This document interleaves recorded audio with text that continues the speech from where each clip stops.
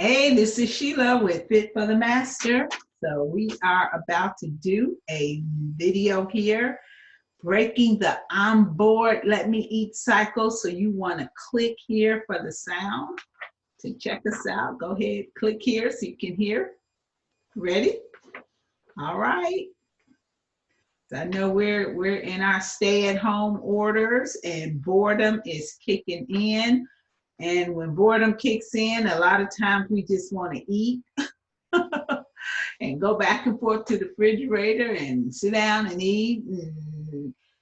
And then 30 minutes later, back into the kitchen again. And this is going on. And the quarantine 15 is kicking in and gaining weight. And it's like, and we still in stay-at-home orders and don't know how long. And so we got to break this cycle. And that's what we're here to do today. We're doing a video today on breaking this cycle, a strategy to break the I'm bored, let me get something to eat cycle. We get this cycle broken. All right, so I'm going to go ahead and share my screen. And there we go. So go ahead, click right here for sound. Sheila with Fit for the Master here. There we go. Where we at? There we are. Yes, like I said, we're talking here today, breaking the I'm bored, let me get something to eat cycle. That's our video presentation for today.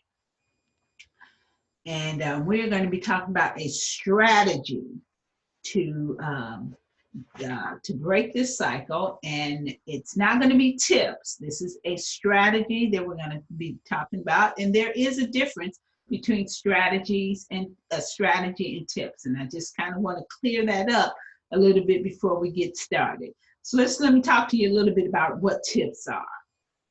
When I open up my email right now, I see a whole lot of tips. I see a whole lot of email subjects similar to this. Tips on how to avoid gaining weight during coronavirus. Tips on how to deal with uncertainty and insecurity. Tips on how to do homeschooling, tips to how to save, budget, and plan for a layoff. Tips to overcome the desire of instant gratification. I'm even part of a group that on Tuesdays, they send out an email called Tuesday Tips. And these emails are actually very good. They have a lot of very, very good sound suggestions. And if you pick one or two, you can go ahead and just go through all of the suggestions and see which one you want to try. You want to see which one you want to try and see if it works to accomplish the goal that is promised or that is set there. However, unlike tips, a strategy by definition is a plan, method, or series of maneuvers for obtaining a specific goal. So when I say I'm going to be presenting to you a strategy, what I'm saying is I'm going to be giving you three maneuvers, a series of three maneuvers that work together to obtain the goal of breaking the I'm bored, let me get something to eat cycle. The three work together, and because when we break the cycle, not only are we getting better equipped to not be members of that Quarantine 15 club, we're also equipped to lose the extra weight and to keep it off. All right? And then there's also a couple of other bonuses with that too. You also get to experience life with health, life with vitality, and life with fulfillment. So are we ready? All right, let's get started. Three maneuvers to break the I'm bored, let me get something to eat cycle. So the very first maneuver we're going to go with is a plan for our morning. And our plan for our morning, it's a routine that we do that gets us grounded for the day. And so we start off, first of all, with this plan for the morning. It's something that we do before the demands of the day begin. So before everybody else gets up and starts interrupting you, before you start checking your email, before you start scrolling through your Facebook time feed, this is a plan, a routine that you do first thing in the morning, again, before the demands start. And again, the goal is to get you grounded for the day.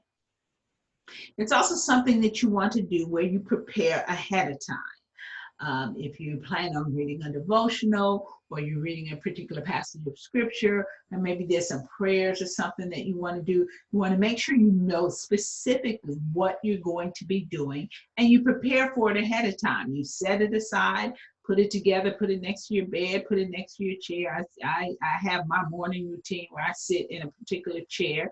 And so I have, my iPad and everything set up so I can open it up and go straight to it, right there. And so you want to have it exactly what it is that you're going to be doing, so you don't have to give a lot of thought to it, and you just kick right into gear on it.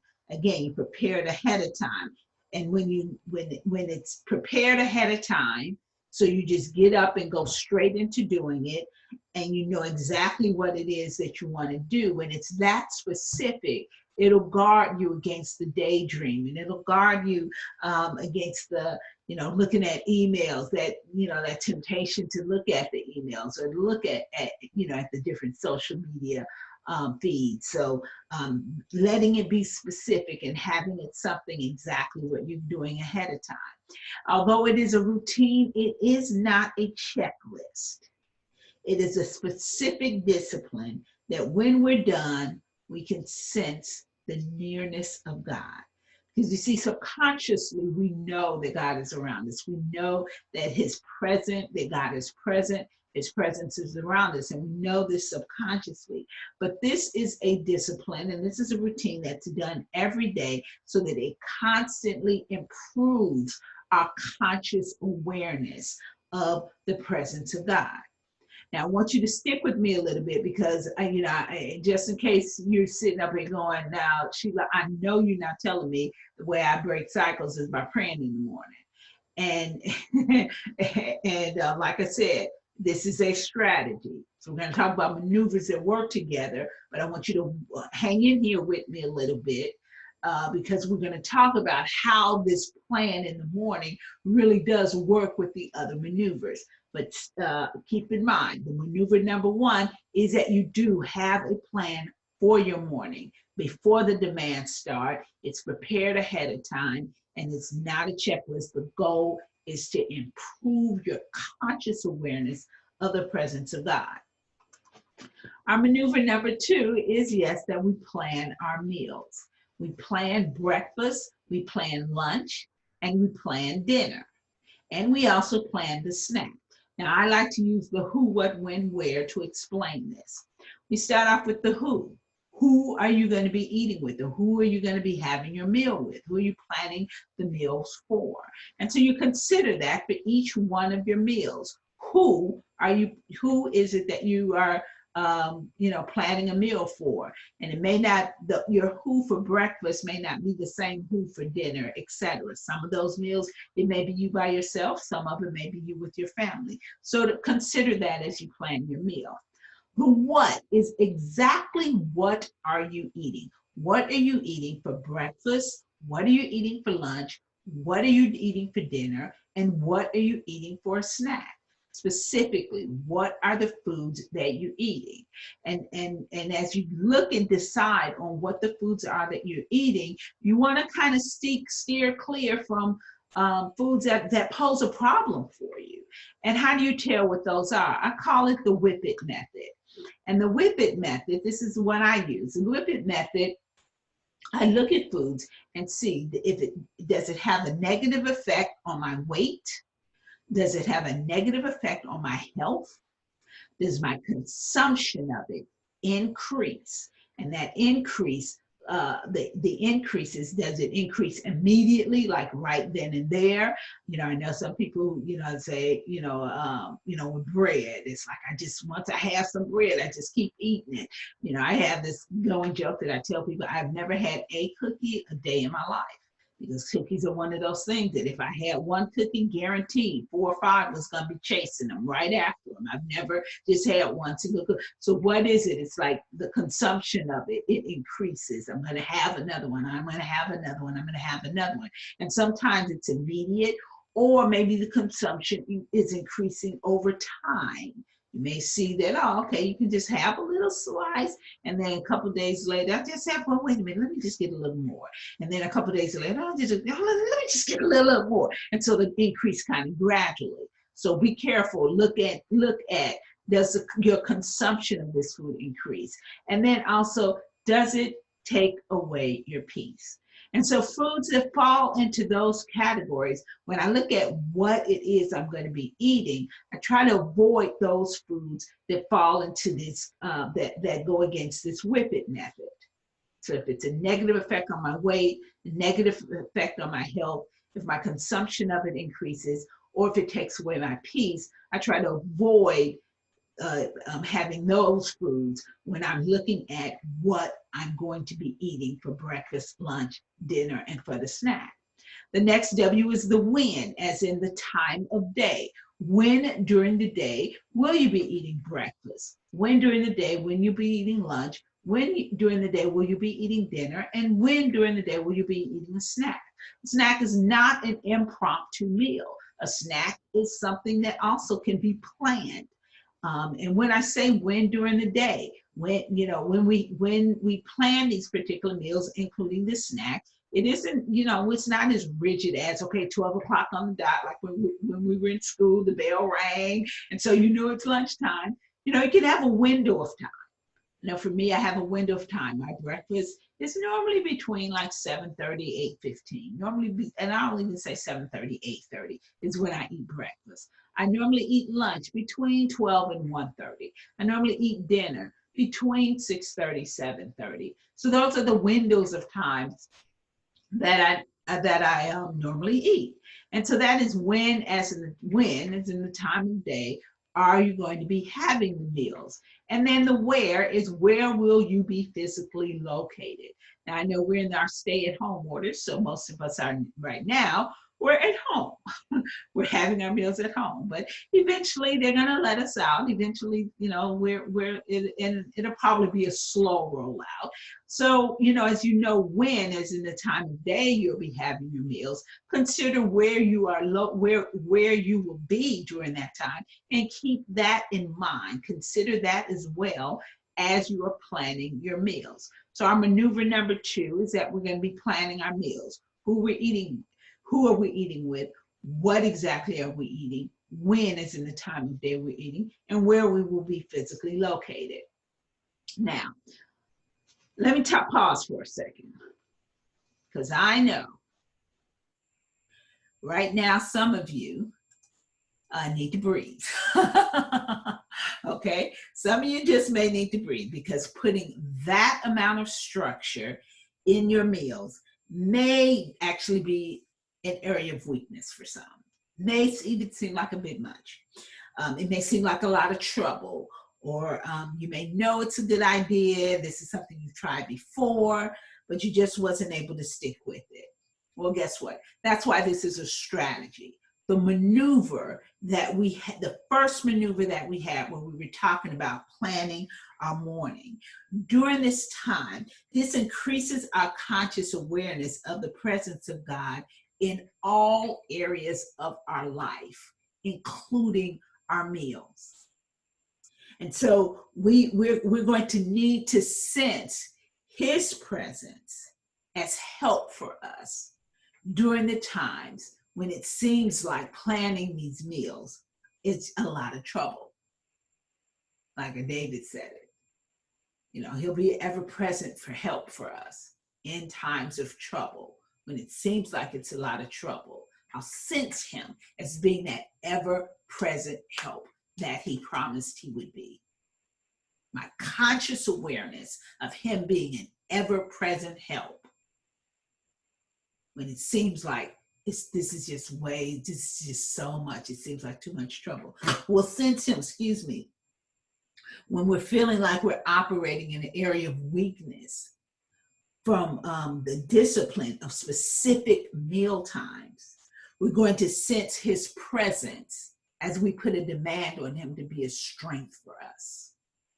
Because yes, we do live in a culture, even before this pandemic hit, we lived in a culture where, food was always available for us. Food is always there. It's, and the thought, without even thinking, if it was presented before us, then the fact that it was presented said it was time to eat. And so pulling that back and saying, no, it's only time to eat if this is the window of time for my meal. And so we are going to have to pull on the strength of God to transform us, to transform us. While this is it'll start off as, it can start off as an area of weakness, but we can pull on and put a demand on the strength of God to strengthen us in areas, in any area of this meal planning part that is weak. Whether it's the who, what, when, or where, any area of it that feels weak, we can pull on we can put a demand on the power of our God. When we look at our own track record of failures, we can count on him to exercise his power to keep us from failing, to keep us from falling, and to keep us out of our refrigerator. So breathe. That's why I say this is a strategy. This is not a tip where we can just pull one. That first maneuver works very closely with the second maneuver. All right. So let's talk about our third maneuver. Our third maneuver is having a plan for our mission. And what we're doing with the plan for a mission basically is we're having planned activity for the hours between the meal. We're going to use our mission we're going to fill up the hours between the meal with our mission. And our mission includes things like the things that we do out of responsibility. And that's stuff like doing laundry, washing dishes, making our bed. For those of us that, if you work from home now, these are, it's our responsibility to give our employer an honest day's work, even if we're at home. And so these are some of this is part of our mission, that we fill the time up, fill the hours up, fill the space up in between the meals. We, in addition to our areas of responsibility, this is also where we can have activity where we have planned activity so that we can execute the plan for the morning by going to bed. And get adequate rest. A lot of late night eating, etc., can be, I'll never forget this. It was one night I'm like up and feeling the urge to go to the kitchen. And I just, oh God, please help me. And I just heard this sweet small voice, Sheila, go to bed. That's a planned activity that we can do. It's part of our mission because it prepares us for the morning, especially if we're getting up early in the morning. The other thing is, as far as activity to execute the other plans, we have plans for our meals. And so in order to plan for the meal, we have to go grocery shopping. We have to take the time to make a grocery list. Excuse me. Sometimes we'll have to prep meals and cook meals. All of this is part of our mission so that we can execute the other plans that we have. Our mission also includes we're having activity for relaxation and entertainment. This is, we watch movies. Let me watch a movie. Let me read a book. Let me spend some time with my family. Let's play games. Some games. Or let me use some time to let me catch up with some old friends and, FaceTime some friends that I haven't talked to in a while. We all staying at home right now. Let me touch base with some friends. So again, relaxation and entertainment. These are things that we can do, activity that we can do in the hours in between the meals, the times that we've earmarked for meals. The other thing we can do is actions or projects that are on our heart. This is where we can write that book that we've been meaning to. We can take time out to do that extensive Bible study that we've been meaning to do. We can call that person that we've been thinking about. We can make an effort to connect with people who energize us. We can take action for that cry that we hear, or take action for that problem that we were created to solve. Again, these are planned activities that we can do in the hours in between breakfast and lunch, in the hours in between lunch and dinner, in the hours in between dinner and when we'll have a snack, in the hours between the time, between dinner and when we have breakfast again. These are activities that we can, planned activities that we can do in between these meals. And when we look at these things and develop the plan for when we do them, according to Habakkuk 2:2, if we write it down, Habakkuk 2:2 tells us that when we have that written plan, when we look at it, it will cause us to take action. Write the vision, make it plain so that he may run that reads it. When we look at it, when we look at what we've written down, it'll cause us to take action. And even if you don't get everything done, it's really okay. It's okay. What's most important is that you're making progress by having a plan of action for hours in between meals. And this plan of action that you have for the time that's in between meals doesn't include back and forth trips to the kitchen. 3 maneuvers, 1 strategy. This is not tips. We are not talking tips here. It's not something that you pick one of these and keep going. 1 strategy, all 3 maneuvers, they work together. The plan for the morning increases our conscious awareness of the presence of God. It sharpens our spiritual senses so that we can know the difference between good and harmful. So what happens when we plan our meals, we can discern between having meals with a lot of vegetables and without the fatty, unprocessed food, and we'll see it as a good thing. And when I say we'll see it as a good thing, it's not just something in our head that we know, that because we know eating vegetables are good, but when our spiritual senses are sharpened, we know it on the inside. It's really coming from the inside. It's coming from the inside that, you know what, this is so good for me. This is what a good meal consists of.